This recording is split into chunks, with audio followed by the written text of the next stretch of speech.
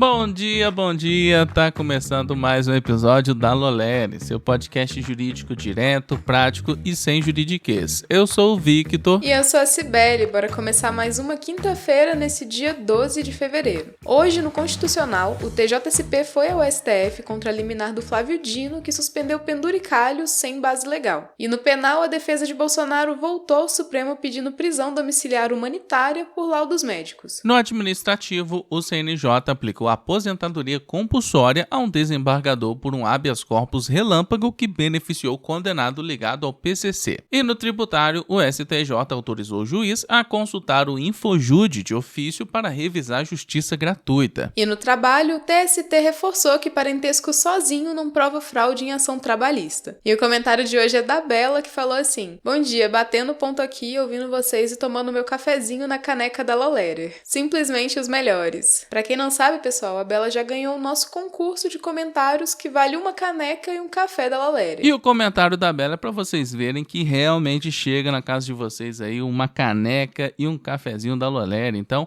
não deixem de comentar no episódio de hoje e no todos os episódios da semana, porque amanhã tem mais um sorteio. Mas então pega o seu café, coloca o fone e vamos entender como essas decisões estão moldando o direito no Brasil e no mundo. Então vamos começar com o direito constitucional. O TJSP recorreu ao STF para derrubar a liminar do ministro Flávio Dino, que mandou suspender em 60 dias o pagamento de verbas indenizatórias sem previsão em lei, os famosos penduricalhos. O julgamento definitivo está marcado para o dia 25/2. A liminar determina que parcelas indenizatórias sem amparo legal parem de ser pagas por não poderem funcionar como atalho para ultrapassar o teto constitucional calculado com base no subsídio de ministro do STF, em torno de R$ 46,3 mil. No recurso, o TJSP diz que essa suspensão ampla não deveria ocorrer antes de o Congresso editar regras nacionais definindo quais verbas podem ser exceção legítima ao teto. Alega risco de efeitos desiguais entre entes e carreiras e impacto administrativo difícil de reverter. O tribunal também fala em autocontenção judicial e insegurança jurídica quando houver lacuna sobre o que é ou não verba indenizatória excepcional. A decisão do plenário deve orientar como os órgãos públicos revisam essas rúbricas até haver disciplina legal. Se você quer entender o direito sem perder tempo, você precisa conhecer o portal de notícias da Lolere. E ele não é só mais um portal como os outros. Lá a gente reúne análises aprofundadas, estudos de caso e reflexões de especialistas sobre os principais temas do direito brasileiro, com clareza e sem juridiquês. E por lá você também acompanha as principais decisões dos tribunais e as mudanças na legislação, sempre com contexto e foco no que realmente impacta a prática e os estudos. Então, depois de ouvir esse episódio, é só acessar o link aqui na descrição para conhecer o nosso portal.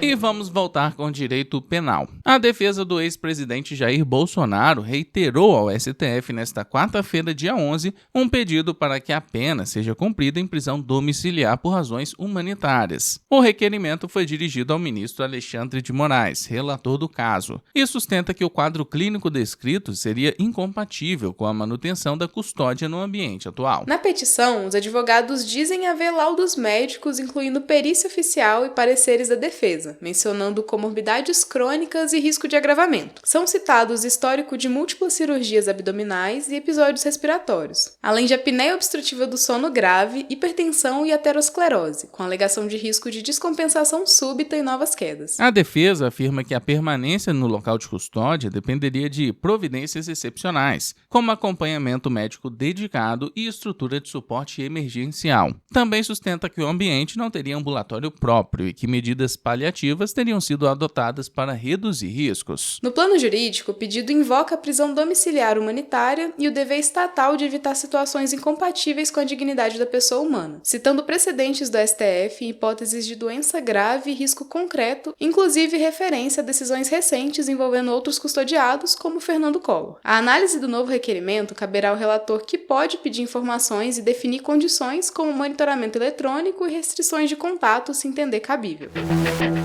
E vamos agora com o direito administrativo. O CNJ decidiu por unanimidade aplicar aposentadoria compulsória ao desembargador Divonci Schreiner Maran, do TJMS, por irregularidades na concessão de prisão domiciliar a um condenado por tráfico apontado como liderança do PCC. A sanção foi definida na primeira sessão ordinária de 2026, em 10 de fevereiro, em processo disciplinar sobre um habeas corpus julgado em 2020. O caso envolve Gerson Palermo, o pigmeu, condenado a 126 anos. Na pandemia, a defesa alegou saúde debilitada para pedir domiciliar e o CNJ considerou relevante que a decisão foi proferida sem laudo médico comprovado a condição indicada. Mesmo com tornozeleira, ele rompeu o equipamento e se tornou foragido. Também pesou a rapidez. Conforme os autos disciplinares, o habeas corpus tinha cerca de 208 páginas e foi decidido em aproximadamente 40 minutos, tempo visto como incompatível com a cautela esperada num caso complexo e de alto risco institucional. O relator conselheiro João Paulo Chocair disse que a apuração não revisou o mérito da decisão, mas possíveis violações a deveres funcionais com referência a indícios ligados à imparcialidade, prudência e decoro, além de anomalias procedimentais e suspeitas administrativas. A aposentadoria compulsória é a sanção disciplinar mais gravosa no âmbito administrativo da magistratura prevista na LOMAN.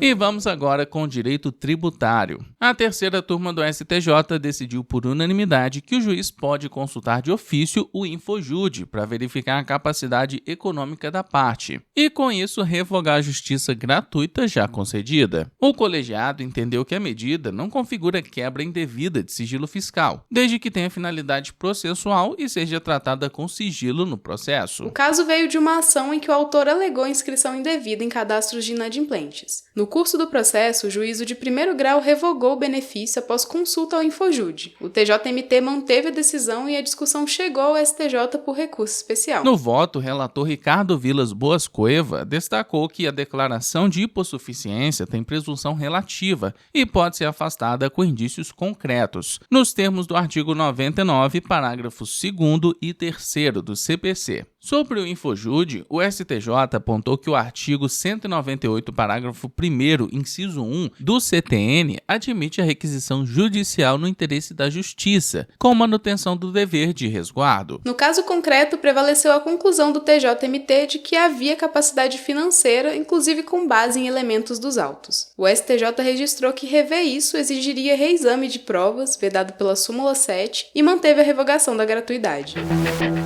E no direito do trabalho, o TST reafirmou que parentesco, por si só, não caracteriza fraude nem lide simulada em reclamação trabalhista. A SDI 2, por unanimidade, rejeitou o recurso do MPT que queria anular sentença já definitiva, alegando conluio entre pai e filho. O processo ocorre em segredo de justiça. O caso começou em 2002, quando um assessor de direção processou uma empresa da qual o pai era sócio. Ele afirmou ter trabalhado por 24 anos e pediu horas extras, verbas rescisórias e férias. A sentença foi favorável e na execução o débito chegou a R$ 567 mil em 2014. O MPT propôs ação rescisória, dizendo que houve simulação para prejudicar credores da massa falida e assegurar imóveis. Apontou indícios como empresa não ter recorrido, aumentos salariais curiosos e ajuizamento em foro diverso do local de trabalho, o que teria ocultado a relação familiar. O TRT-19 concluiu que não havia prova de má-fé ou conluio. No TST, em voto relatado pela ministra Maria Helena Malmen, pesou que o vínculo estava comprovado e houve controvérsia na execução. A decisão reforça que a rescisória por simulação ou conlusão, segundo o artigo 966, inciso 3 do CPC, exige prova concreta.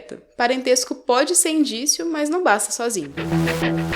E agora a gente vai fazer um giro pelas principais matérias empresariais e tributárias. O Conselho do FGC aprovou o plano emergencial para recompor seu caixa após a liquidação do Banco Master, prevendo antecipação de contribuições por até 7 anos e aumento temporário de aportes mensais entre 30% e 60%, resguardando a cobertura de credores. O governo federal passou a enviar alertas personalizados sobre a atualização da tabela do IRPF pela caixa postal do gov.br e também pelo WhatsApp cadastrado, orientando trabalhadores a verificar o contra-cheque de fevereiro dinheiro e eventual redução do IRRF. A comunicação oficial é gratuita, sem links e sem solicitação de dados. Decisão liminar da Justiça Federal em Barueri, São Paulo, suspendeu paralelo a obrigação de adotar o arranjo aberto nos vales do PAT, vedando sanções administrativas pelo descumprimento até pronunciamento definitivo sobre legalidade e constitucionalidade do modelo e seus critérios de abrangência.